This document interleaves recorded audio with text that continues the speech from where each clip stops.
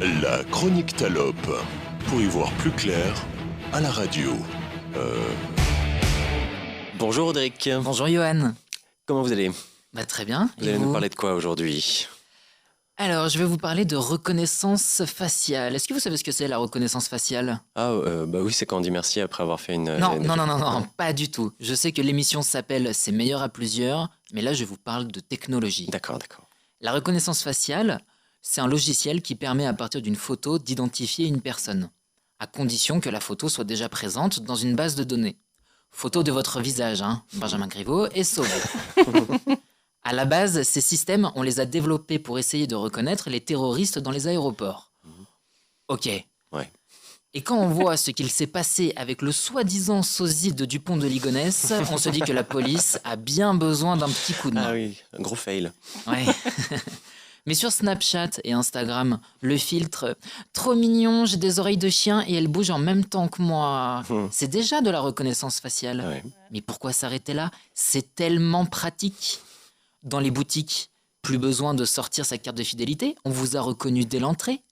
Bonjour monsieur Lavéant, ça faisait longtemps qu'on ne vous avait pas vu à la maison du homard. Ah oui. Vous avez eu peur que je dise autre chose.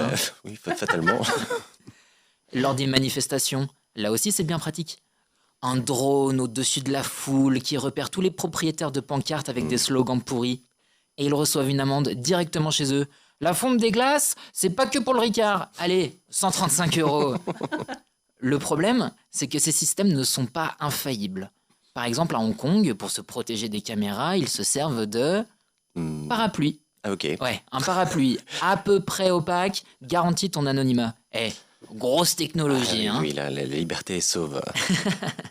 Cette année, certaines entreprises comme IBM, Amazon ou Microsoft, qui fournissent ce type de logiciel, ont même décidé de tout mettre en pause le temps de faire un petit moratoire sur la question. Et quand on réalise que même eux, ils se demandent si ça ne va pas un peu loin, c'est comme si McDonald's inventait le McFlurry pané et passé à la friteuse et qu'ils se disent « Ouais, too much, on annule, là c'est too much ». À mon avis, la pause, c'est aussi un bon moyen de gagner du temps pour perfectionner les logiciels. Parce que, autre problème, ces logiciels font des erreurs de reconnaissance, des faux positifs. Et des innocents risquent de se retrouver en prison. En plus, tout le monde n'est pas logé à la même enseigne. Les logiciels reconnaissent mieux les hommes que les femmes. Ah bah dis donc. Ils reconnaissent aussi mieux les peaux de couleur claire que les peaux de couleur foncée. Ah mais dis donc. Oui, quand la reconnaissance faciale se transforme en méconnaissance raciale. Oh, joli. Merci. En 2018, avec le système d'IBM, un homme blanc était reconnu à 99%, une femme noire à 65%. Comme quoi les 30% d'écart ne touchent pas que les salaires. Oui, malheureusement. Et oui, mais avant que ces logiciels sortent sur le marché, il faut bien qu'ils s'entraînent. Donc les chercheurs les testent sur eux. Et on retrouve qui dans les laboratoires? Oh mais dis donc. Mais oui, majoritairement des hommes blancs. Mais oui. Style Benjamin Griveaux. Mais qui garde la blouse. Enfin, j'espère. Oui, on espère aussi. Ouais. Est-ce que ça ne manquerait pas un petit peu de diversité dans les laboratoires de recherche? Mais bon, là, on va partir sur le sujet de l'accès aux études supérieures. J'en parlerai dans une prochaine chronique. Pour finir sur le sujet de la reconnaissance faciale, n'oubliez pas, ce n'est pas parce que c'est pratique que c'est nécessaire. Bonne émission à tous. Merci Audric.